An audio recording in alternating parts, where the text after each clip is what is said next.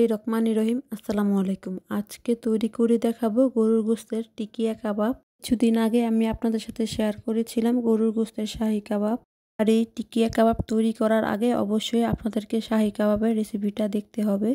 কারণ শাহী কাবাব তৈরি করার আগে সেখান থেকে কিছুটা কাবাবের মিশ্রণ আমি আলাদা বাটিতে ছড়িয়ে রেখেছিলাম। সেটা দিয়েই আজকের এই টিকিয়া কাবাবটি তৈরি করে দেখাবো।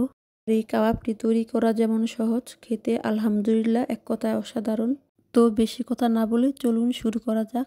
এবারে কাবাবের মিশ্রণের মধ্যে দিয়ে দিব হাফ টেবিল চামচের মতো কাবাব মশলা, আর দিয়ে দিব 1 টেবিল চামচের মতো ঘি। আপনারা চাইলে এই পর্যায়ে কাঁচামরিচ কুচি, ধনেপাতা কুচি অথবা 2টা পাউরুটি পানিতে ভিজিয়ে তারপরে কাবাবে দিয়ে দিতে পারেন। এবার খুব ভালো করে মিশিয়ে নিব। মিশিয়ে নিয়ে এই পর্যায়ে দিয়ে দেব একটা ডিমের সাদা অংশ। ডিমের সাদা অংশটা দিয়ে দেওয়ার পর আবারও খুব ভালো করে হাত দিয়ে মেখে নিতে হবে। এবার সেখান থেকে কিছুটা কাবাবের মিশ্রণ নিয়ে গোল করে কাবাবের শেপ দিয়ে দিব। আপনারা চাইলে কাবাবটা ছোট এবং বড় রাখতে পারেন।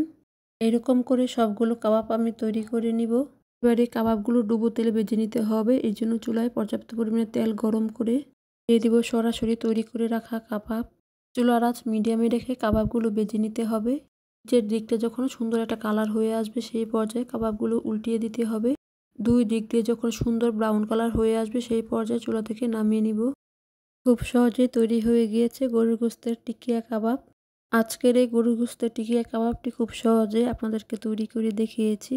কাবাবটা তৈরি করা সহজ হলেও খেতে অনেক বেশি মজার। বাসায় তৈরি করে দেখতে পারেন, ছোট বড় সবার কাছে অনেক বেশি ভালো লাগবে। আপনারা গরুর গোশতের টিকিয়া কাবাবটি তৈরি করে না ভেজে 2 মাসের মতো ডিপ ফ্রিজে সংরক্ষণ করতে পারবেন। আজকের এই গরুর গোশতের টিকিয়া কাবাব রেসিপিটি ভালো লাগলে অবশ্যই লাইক দিয়ে চ্যানেলটি সাবস্ক্রাইব করা না থাকলে সাবস্ক্রাইব করে দিবেন। সাবস্ক্রাইব করে পাশে থাকা বেল বাটনে অল দিয়ে দিবেন। এতে করে আমি কোনো রেসিপি পাঠালে সবার আগে আপনারা দেখতে পারবেন। যারা আমার চ্যানেলটি সাবস্ক্রাইব করেছেন তাদেরকে অসংখ্য ধন্যবাদ।